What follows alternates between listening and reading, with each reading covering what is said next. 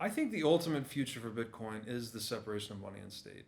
I think like 500 years ago, we saw the separation of church and state, which freed up society to become more reasonable, right? Like we had the Enlightenment, we had the Renaissance, um, all these social and intellectual movements that led to uh, the modern world we live in, um, were caused by the separation of church and state, and that we didn't have to intermingle kind of our spiritual viewpoints with our intellectual viewpoints.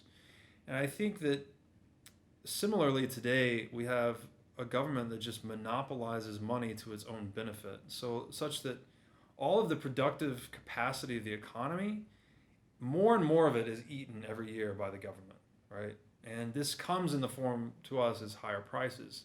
But I think when you eliminate that parasite, you basically strengthen the host, which is the productive economy.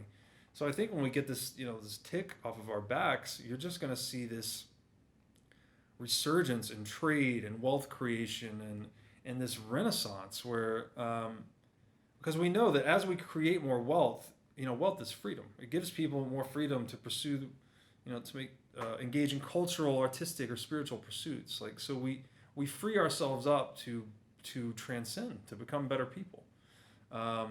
So I really, hopefully think that is the distant future for Bitcoin.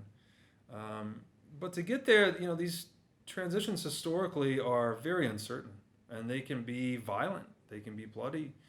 But I tend this in this particular space, I tend to encourage people to read the book The Sovereign Individual, where it was written in the late 90s, and it just predicted a lot of these events that essentially the invention of anonymous digital cash would defund the nation state, and that the world would return to a much more natural form. So yeah, I think the future is bright, but the bridge to get there is a bit murky.